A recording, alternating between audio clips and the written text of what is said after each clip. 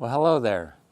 My name's Doug Meadows. I'm the founder and the visionary and the hero maker here at David Douglas Diamonds. And I just wanted to welcome you to week 14 of our journey through a century of luxury and legacy. And I'm just, I'm kind of hanging out here in the 1930s, 1940s, because there were just so many things going on during that time. And, you know, as I reflect through some of the major events that happened, just wondering how my grandfather managed to make it through those rough times as a business owner. You know, from a business owner's perspective, he had a lot of challenges that he was facing. But, you know, so at the age of 26 in 1930, my grandfather decides, they start their family, him and my grandmother. And they did it over a 7-year span of time. They had 4 kids.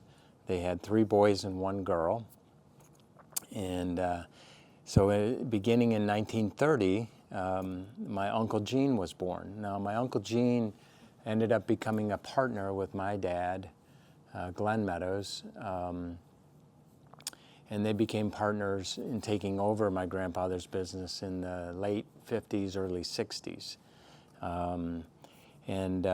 So, you know, I just always remember my Uncle Gene sitting at the bench working away. He was a very talented stone setter, and he loved working on platinum. I mean, those were my 2 big memories of him, of doing some very complicated setting work, and any platinum job that came in, he always grabbed it. But then the other thing that was going on during that time is, you know, in the late, I think in October-ish or somewhere around that in 1929 is when the stock market crashed, which, you know, really began the season of the Great Depression. You know, so then we had that Great Depression hit, and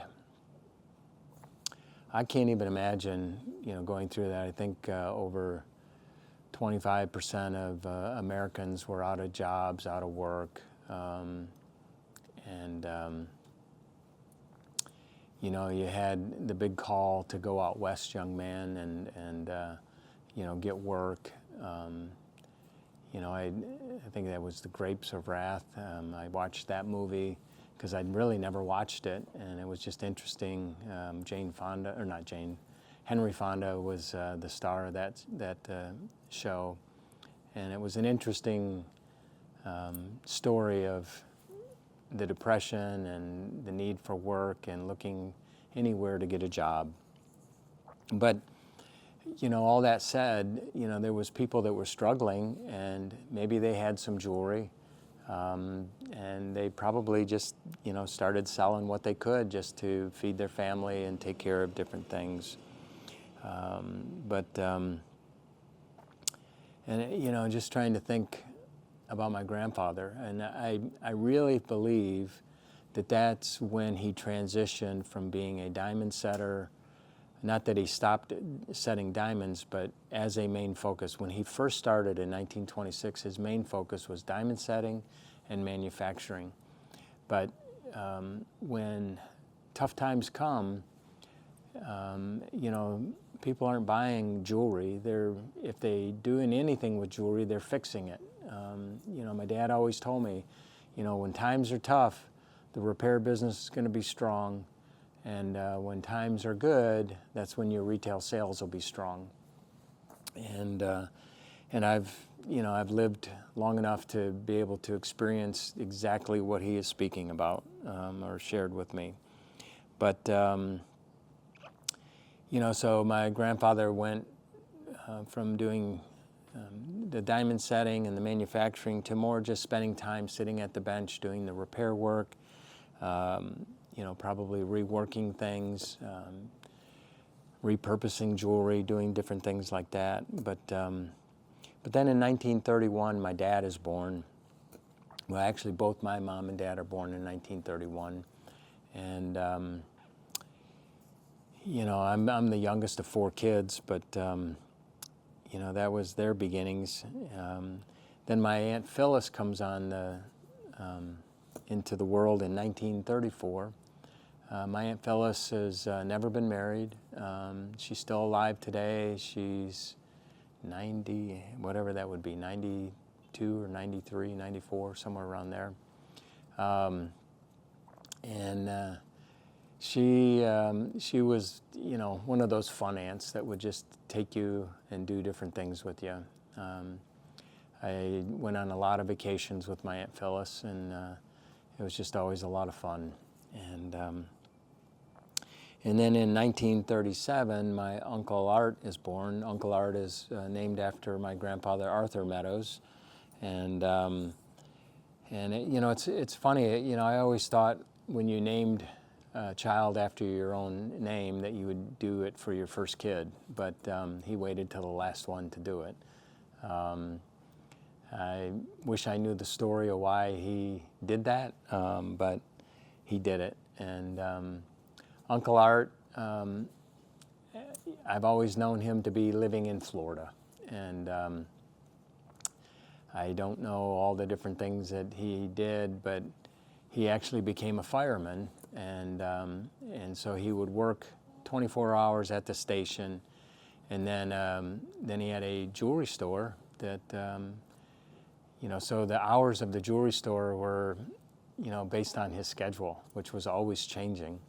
And so it was interesting. And, you know, as a kid growing up, you know, we would go down and visit him. And again, he was one of those fun uncles that would take you out snorkeling in the ocean. We'd go diving off the reef and get lobster and catch blowfish and just have a real fun time down there in Florida.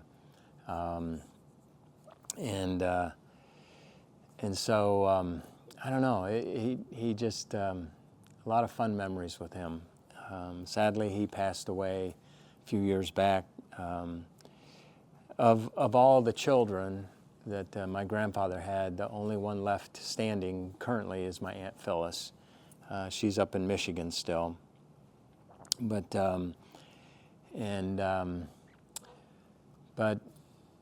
then, you know, we go from 1937 to 1938, and the book War of the Worlds by Orson, well, book, I think it was a book adaptation but he did a radio show called War of the Worlds, and where the aliens invaded the Earth, and you know, I think, you know, we look at that and read the headlines of the newspapers where, you know, people went crazy over it and thinking that it was a reality.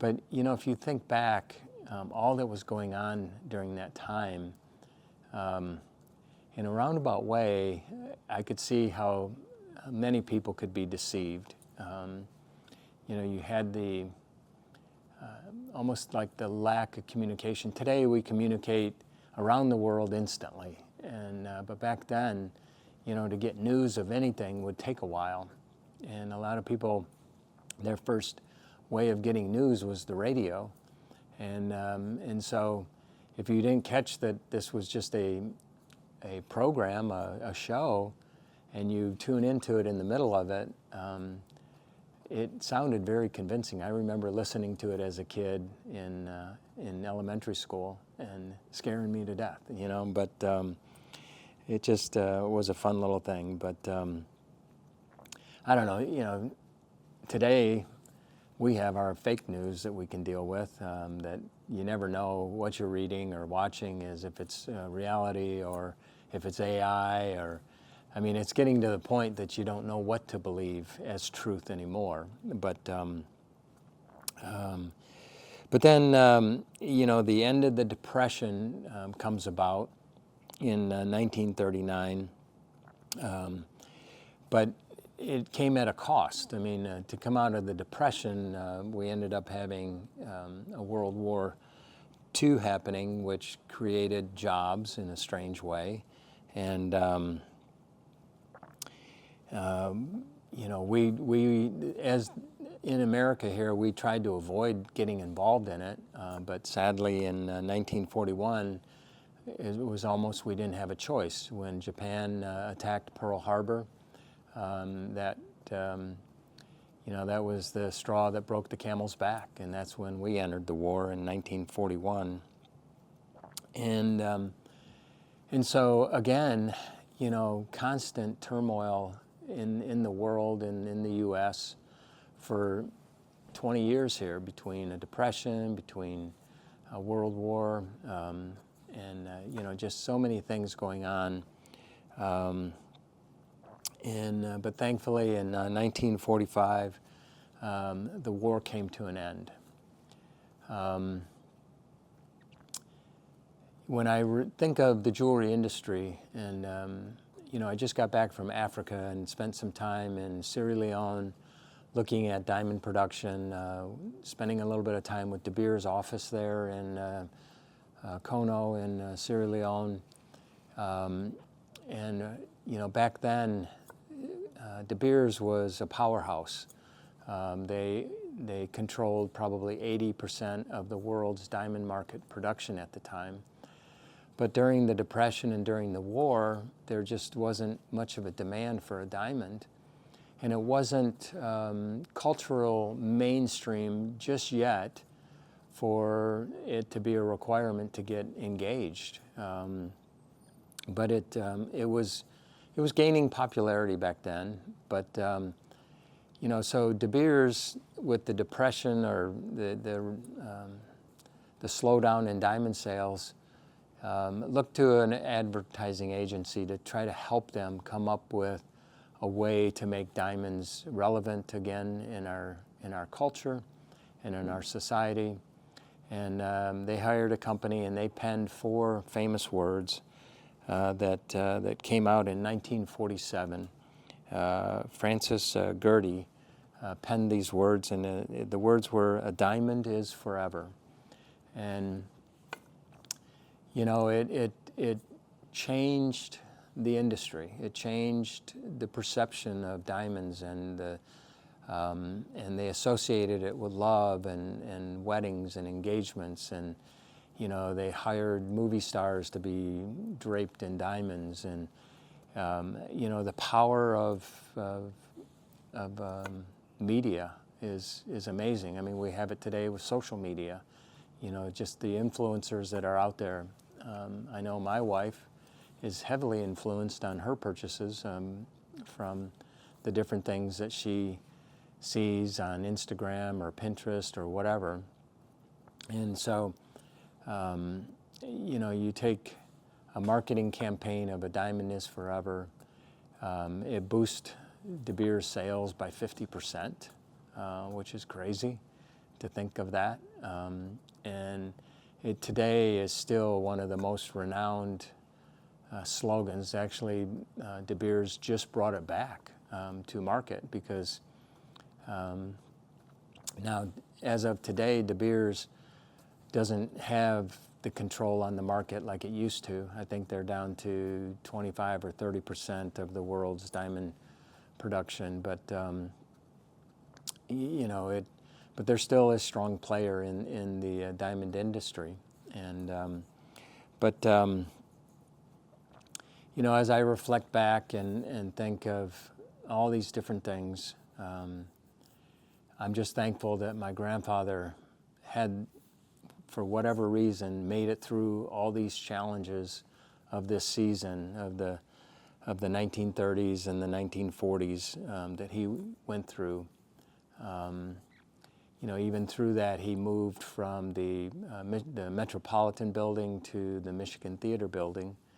You know, so a lot of change. And I know that, you know, I've been through some change in my career, and you know, sometimes it's scary, sometimes it's demanded, sometimes it's required, sometimes it's you don't have a choice. You know, it just, you know, during COVID, we didn't have a choice. It just happened, and we had to pivot and make changes and maneuver through it. A lot of people, didn't make it in business, and thankfully we're still here today to be able to celebrate this 100 years of a century of luxury and legacy. But next week I will be heading up to Detroit and actually going to the Michigan or the Metropolitan Building in Michigan. My grandfather had an office on the 9th floor in room 5, and they have restored that building to a beautiful hotel. They've kept the Art Deco look and feel on the inside. The building was originally designed for jewelers, and so a lot of the memorabilia in the lobby and different things is all about the jewelers and different things. And so I have booked that room on the 9th floor, room 5. It is a hotel room now, and I'll be sharing next week's podcast from the building somewhere. I don't know where yet. I doubt that I'll do it in my hotel room, but somewhere on the property I'll put together my next podcast. But until next week, appreciate you hanging with me and going along this journey with me. We'll see you next week. Thanks. Bye.